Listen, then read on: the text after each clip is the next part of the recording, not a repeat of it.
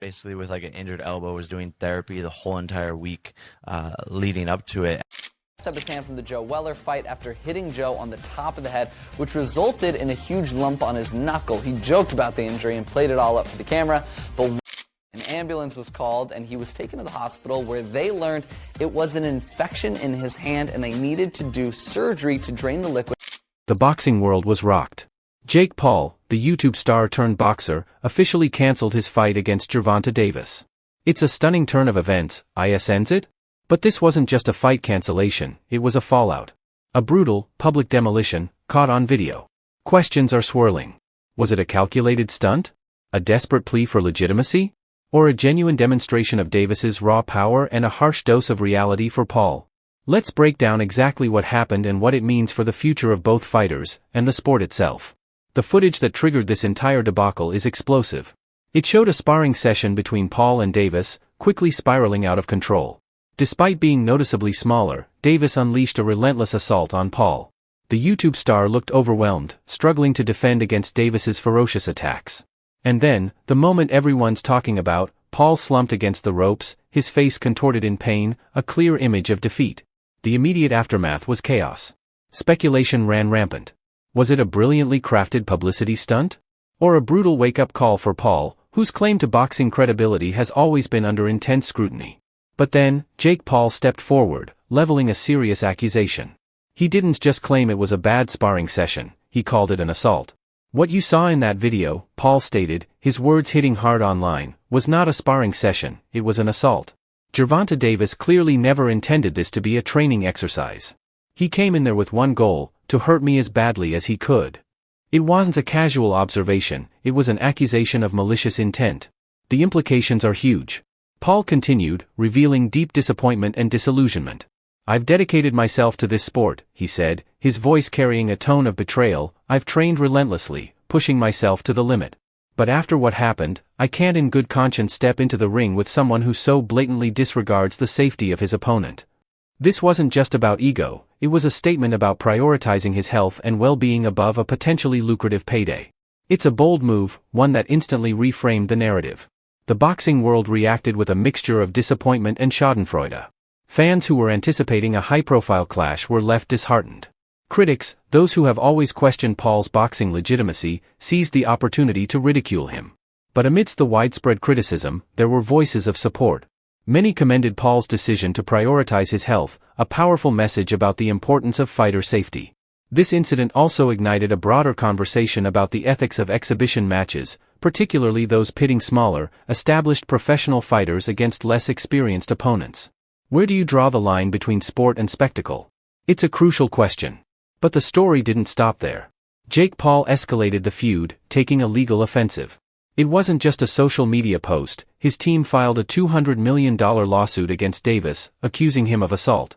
The lawsuit wasn't just about the sparring session. Paul's legal team argued that Davis's actions were premeditated and malicious, a deliberate attempt to inflict serious bodily harm, not a training exercise.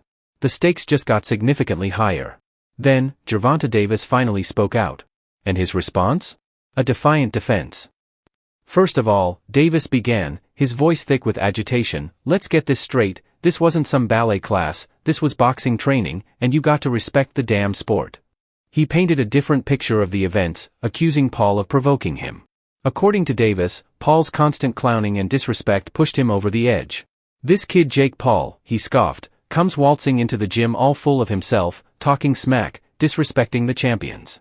He thinks boxing is some kind of YouTube prank. Well, guess what? It's not. Davis claimed the sparring session escalated organically after Paul started throwing wild punches and showing disrespect. He then launched into a montage of his greatest hits, stunning knockouts, ferocious combinations, seemingly to send a clear message to Paul. Maybe, Davis concluded, his voice hardening, that little taste will knock some sense into him. Boxing ain't a game, it's about discipline, respect, and the will to win. And if you don't have those things, you better stay out of the ring. The reaction was polarized. Some fans rallied behind Davis, applauding his defense of boxing traditions. Others saw it as a self-serving justification for excessive violence. But regardless of your opinion, Davis's unapologetic stance is undeniable. For Davis, the perceived disrespect from figures like Paul was a direct affront to boxing's values. He wasn't willing to stand by while he believed the sport's integrity was being undermined. His actions and words were a declaration: he would not allow what he considered frivolous behavior to tarnish the legacy of boxing. Now, the legal battle looms large. Will the lawsuit against Davis be successful? It will undoubtedly involve scrutinizing the nuances of sparring agreements and the definition of assault. Beyond the courtroom, the repercussions for both fighters are significant. Paul's reputation has taken a hit, further fueling the debate about his legitimacy as a boxer. Davis, while seemingly vindicated in the eyes of some, faces criticism for his aggressive behavior and potential legal consequences. The question now is this the end of the Jake Paul-Gervonta Davis saga?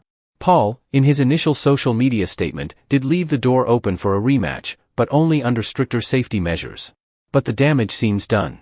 The sparring video cast a long shadow, raising serious doubts about Davis's intentions and leaving Paul reeling from the experience. But there's more to unpack here. This whole situation highlights a broader issue within the boxing world: the blurring lines between entertainment and legitimate competition. Exhibition matches, often featuring established professionals against less experienced opponents, are increasingly common. But who is responsible for ensuring fighter safety in these unconventional matchups? And how do we balance the allure of spectacle with the need to protect the well-being of athletes? These are questions that the boxing community, and regulatory bodies, must grapple with moving forward. The incident serves as a stark reminder that even in the world of entertainment, the potential for serious harm is very real. And that's something everyone needs to consider. And the ripple effects continue to reverberate throughout the boxing landscape. The amended lawsuit isn't simply a legal battle, it's a multifaceted public relations campaign, a carefully orchestrated challenge to the established order. It has forced a reckoning, a long overdue examination of what it truly means to be a professional boxer, what responsibilities trainers and promoters bear for the safety of their fighters, and whether the spectacle of exhibition matches has, in its relentless pursuit of entertainment, compromised the very values upon which the sport was built. But he didn't land anything clean, so I honestly didn't feel Mike Tyson's full power. The optics are undeniably complex. On one hand, Paul has positioned himself as a champion for those who might otherwise be powerless, a champion of the vulnerable facing an established titan. He's played the role of David confronting Goliath with remarkable dexterity, leveraging the inherent drama of the situation to garner sympathy and support. But on the other hand, the timing couldn't be more suspect. Coming on the heels of a devastating knockout, the lawsuit raises inevitable questions about opportunistic behavior and calculated self-promotion. Did the lawsuit grow organically from a genuine outrage at Davis's actions, or did it blossom strategically from the ashes of a bruised ego? The legal arguments themselves present a fascinating blend of established precedent and novel interpretation. The concept of aggression in a sporting context is traditionally understood as inherent to the very nature of the activity. A boxer is expected to be aggressive, to attack, to dominate, that's the essence of the sport. But Paul's argument pivots on the distinction between acceptable aggression and reckless, uncontrolled violence, portraying Davis's actions as exceeding the bounds of legitimate sporting conduct. He's drawing a line in the sand, arguing that there's a crucial difference between a calculated attack aimed at victory and an uncontrolled outburst motivated by something deeper, something less noble. The witness testimonies, as Paul highlighted in his press conference, are instrumental in bolstering his claim. These aren't simply the recollections of fleeting observers, they are accounts from experienced boxing professionals, trainers, sparring partners, referees, who are intimately familiar with the nuances of the sport and the importance of maintaining a safe and controlled environment. Their testimonies paint a picture of a Davis who was not just aggressive but unhinged, someone who disregarded established safety protocols and seemed intent on inflicting harm rather than simply engaging in a competitive sparring session. Beyond the courtroom, the psychological dimensions of this conflict are particularly intriguing. Paul's diagnosis of Davis's actions as stemming from a real problem, a deep-seated insecurity manifesting as aggression, is a bold and potentially damaging assessment. It's an attempt to dismantle Davis's image, to portray him not as a disciplined athlete but as a man struggling with internal demons. Whether or not this assessment is accurate, it resonates with a public increasingly fascinated by the psychological underpinnings of athletic performance. The decision by Davis's team to remain largely silent in response to Paul's accusations has only amplified the narrative. While silence can be interpreted as a sign of strength and a refusal to engage in petty squabbling, it can also be perceived as an admission of guilt. The lack of a robust defense has allowed Paul's version of events to dominate the discourse, casting Davis in an increasingly unfavorable light. The specter of precedent looms large over the entire situation. What message does this lawsuit send to other fighters contemplating challenging established champions? Does it embolden those with grievances to pursue legal action, even if the risks are substantial? And what impact will it have on the future of exhibition matches? Will promoters become more cautious, implementing stricter safety measures and requiring more comprehensive psychological evaluations for fighters? The ripple effects are already being felt within the boxing community. There's a palpable sense of unease, a feeling that the carefully constructed facade of professionalism has been irrevocably breached. The incident has forced a reckoning, a long overdue examination of the values that underpin the sport. And, perhaps most significantly, it has highlighted the precarious balance between entertainment and athlete safety. The allure of spectacle, the relentless pursuit of higher ratings and larger paydays, has often come at a cost, the well-being of the fighters themselves. The potential changes within the boxing world are profound. Mandatory psychological assessments for fighters participating in exhibition matches could become standard practice.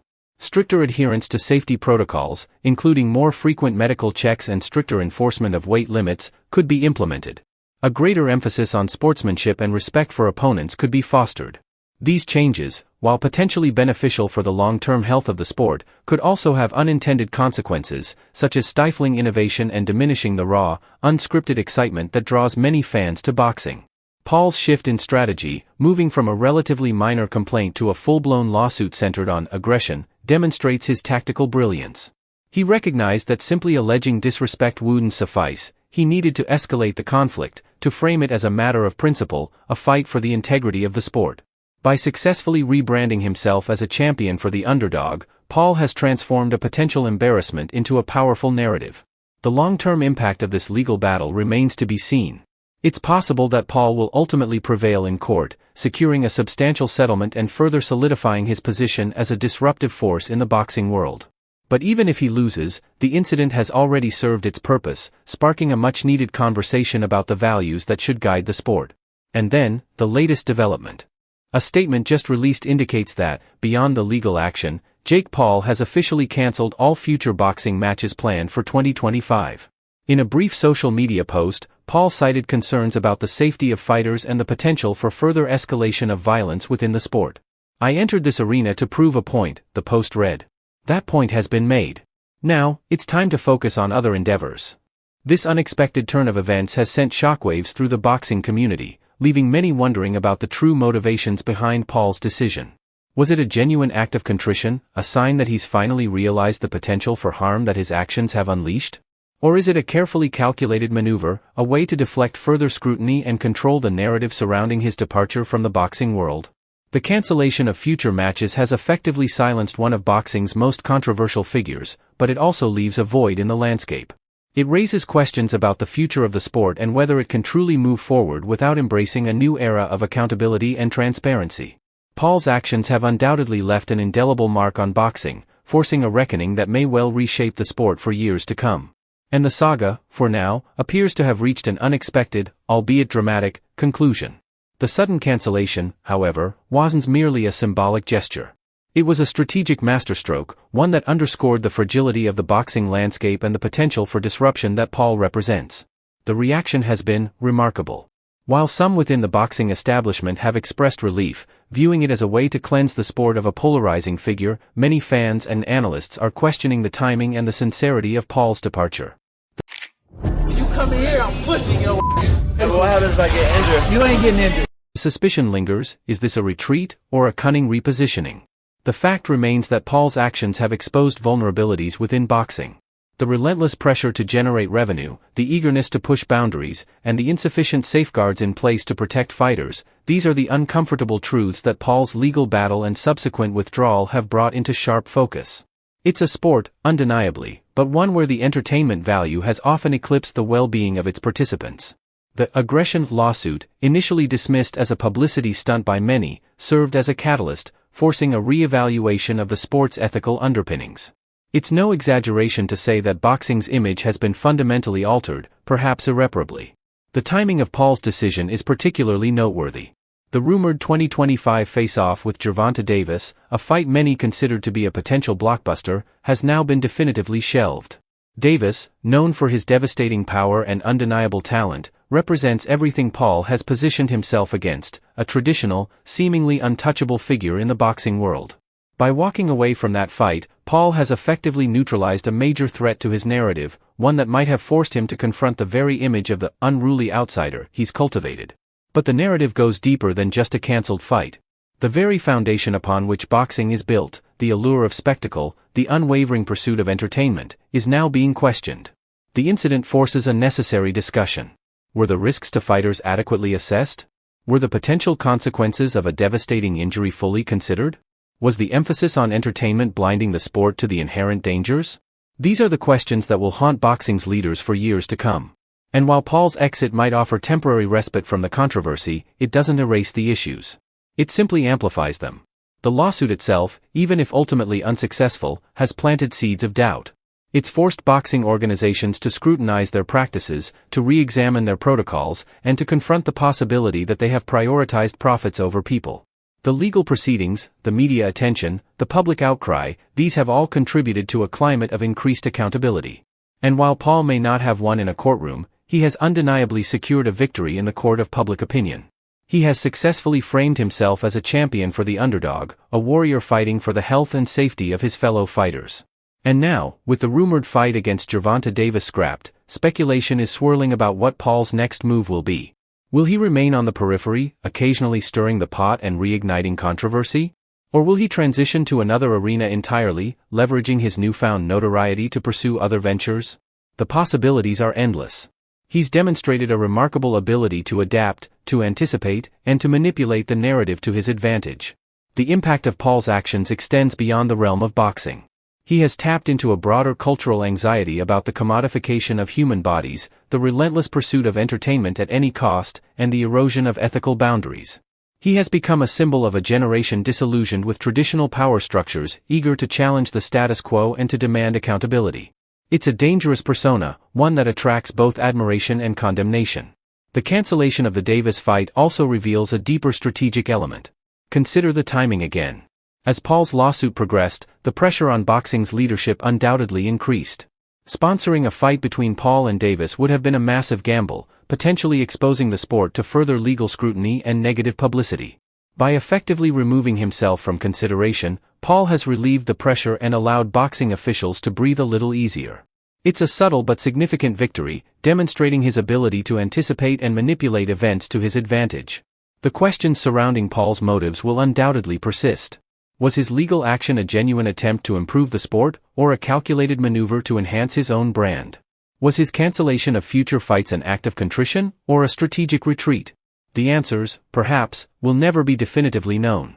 What is clear, however, is that Paul has fundamentally altered the boxing landscape. He has exposed vulnerabilities, ignited a controversy, and forced a reckoning that will reverberate throughout the sport for years to come. The incident underscores a crucial point: the lines between entertainment and athlete welfare are becoming increasingly blurred. The pressure to generate revenue, the desire to push boundaries, and the relentless pursuit of spectacle, these have all contributed to a climate where the well-being of fighters is often secondary to the bottom line. And it is this fundamental imbalance that Paul has so effectively exploited. His departure, while seemingly abrupt, is ultimately a strategic maneuver. It allows him to control the narrative, to dictate the terms of his exit, and to solidify his position as a disruptive force in the world of sports and beyond. He's proven himself to be more than just a boxer. He's a master of self-promotion, a savvy businessman, and a shrewd political operator. Looking ahead, boxing must confront the uncomfortable truths that Paul's actions have brought to light. Stricter safety protocols, more frequent medical checks, and a greater emphasis on sportsmanship and respect for opponents, these are all necessary steps to restore faith in the sport and to protect the well-being of its fighters. However, implementing these changes will not be easy. It will require a willingness to challenge the status quo, to resist the pressure to prioritize profits over people, and to embrace a new era of accountability and transparency. Paul's legacy will likely be complex and multifaceted. He will be remembered as a controversial figure who disrupted the boxing world, challenged the status quo, and forced a reckoning that may well reshape the sport for years to come. But he will also be remembered as a symbol of a generation disillusioned with traditional power structures, eager to demand accountability, and willing to fight for what they believe in. And whether one views him as a hero or a villain, there is no denying that Jake Paul has left an indelible mark on the world of sports. The void left by Paul's departure from boxing will undoubtedly be felt.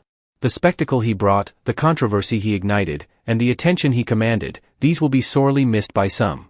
However, it is also an opportunity for boxing to redefine itself, to embrace a new era of accountability and transparency, and to prioritize the well-being of its fighters.